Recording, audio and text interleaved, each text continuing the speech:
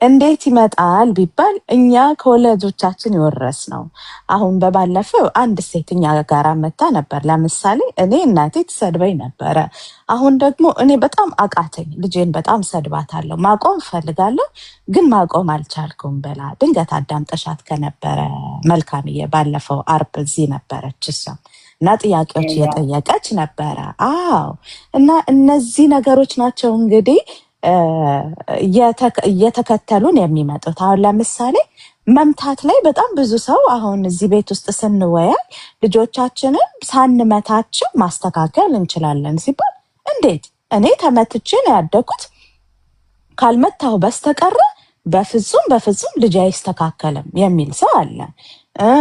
አንዳንድ ሰው ደግሞ እኔ እውነት ተናጋሪ ነኝ፣ ስለሱ ልጄን ቀጥታ የምፈልገውን ሁሉ ነገር እነግራታለሁ ማለት አታምሪም ከሆነ አታምሪም ላይክ ማለት ባልፈልግም ቃላቱን በስነስርዓት ትምህርት ቤት ማትሄድ ከሆነ ይሄ ጥሩ ውጤት ከሌላት ደደብነሽ። እንደውም አንድ አባት እንደውም ምን አለ፣ ልጄ ፀጉሯ ለምሳሌ ከርዳዳ ነው ሽቦ ፀጉር ነው ያለሽ ብዬ ውሃ ይጨርሳል ብዬ እነግራታለሁ። ምክንያቱም ይሄ እውነተኝነት ነው እንጂ ስድብ አይደለም እስከ ማለት የሚደርስብን የሚመጣ ፓተርን ማለት ይሄ ነው። በቃ እኛ ምን ተባለን ምን እያልን ነው የሚለውን ነገር ራሳችንን መጠየቅ መቻል አለብን። ብዙ ጊዜ ምንድን ነው የሚሆነው?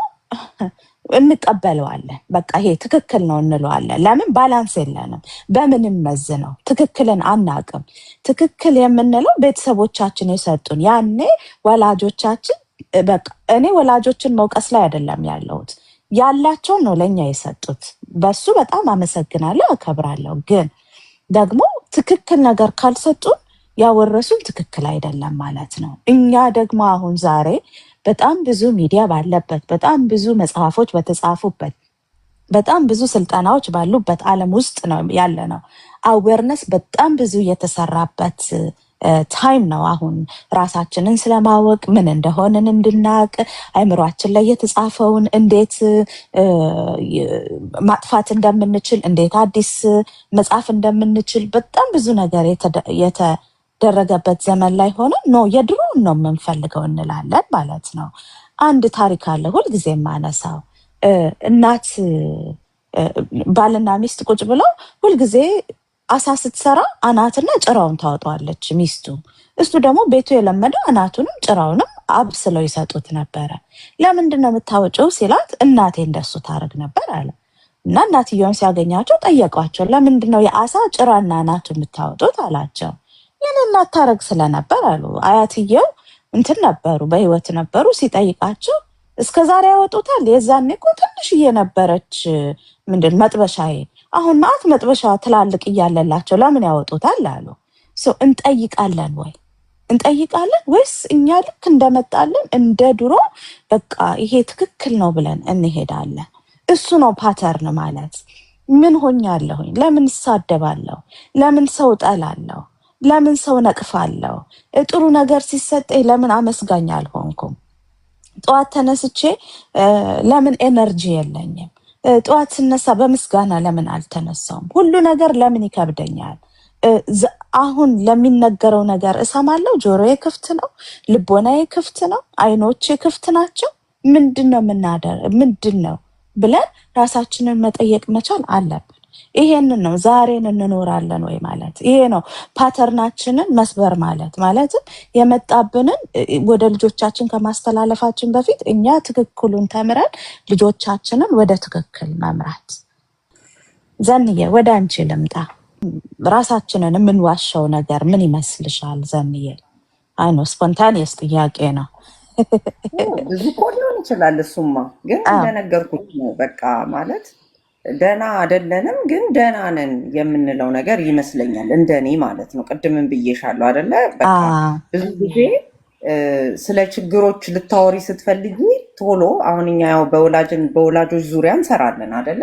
እና ብዙ ጊዜ ወላጆች ያሳደጉኝ መንገድ በጣም ጥሩ ነው፣ እኔ ምን ሆንኩኛል አይደለ? እኔ የመጣሁበት መንገድ ጥሩ ነው፣ ጠቅሞኛል፣ መቀጣቴ፣ እንደዛ ዲሲፕሊን መደረጌ የሚሉ ነገሮችን ብዙ ጊዜ ፑሽባክ ያጋጥመናል። እና አይ ፊል ላይክ እንዴት ነው እኛ ራሳችን እኮ አሁን እዚህ ጋር መተን ይሄ ነገር አስተዳደጋችን ላይ ያጣነው ነው። አየሽ አሁን እኛ እኮ መወንጀል አይደለም፣ ወላጆቻችንን ለመወንጀል አይደለም።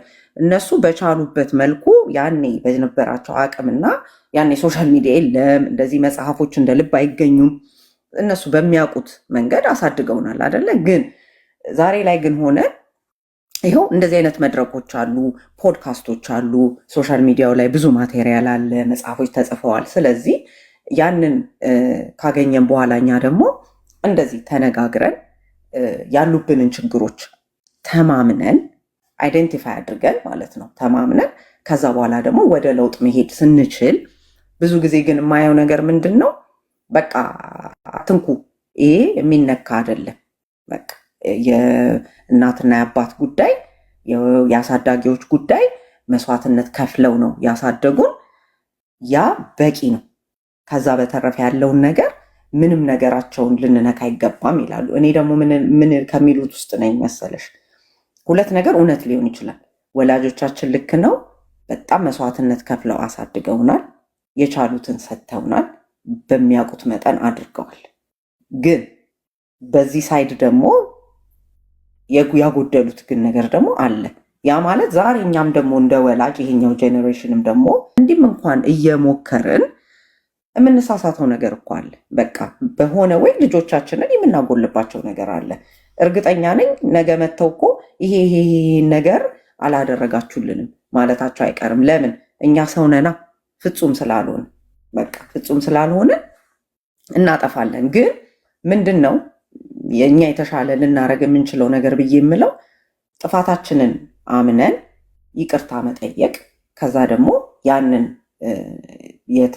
አሻሽሉልን የሚሉትን ልጆቻችን አሻሽሉ የሚሉንን ነገር አክቲቭሊ ሰርተን በራሳችን ላይ ሰርተን ማሻሻል እንችላለን ብዬ አስባለሁ። ግን ትልቁ ለራሳችን የምንዋሸው ነገር እንደ ማህበረሰብ እንግዲህ እኛ ያው ስለ ወላጅነት ብዙ ስለምናወራ ነው ወላጅነትን ያነሳሁልሽ እንጂ የትኛው ነገር ላይ ነው አንቺ አሁን ጉድለት አለብሽ ስታወሪ ሰው ሬዚስት ማያረግሽ ሰው ነው? እንደሱ አይደለም። ባህላችን፣ ትውፊታችን፣ ይሄ ነገራችን ይልሻል። እኔ ደግሞ ምን እላለሁ? ሁሉም ነገር እኮ እስከጠቀመን ድረስ ነው እንጂ ይዘነው ልንጓዝ የሚገባው የማይጠቅመንንም ነገር ግዴታ ከአያት ቅድመ አያት ተላልፎልናል በሚል ሰበብ የማይጠቅመንን የሚጎዳንን ወደኋላ የሚያስቀረንን ነገር ጤናማ የሆነ ትውልድ ወደፊት ልንፈጥርበት የሚያስቸግረንን ነገር ሁሉ ይዘን መጓዝ አለብን ብዬ አላምንም። አይ ቲንክ እንደዚህ ነው ብዬ የማስበው። ኔና ይታይ። ቴንክ ዩ በጣም ዘንዬ።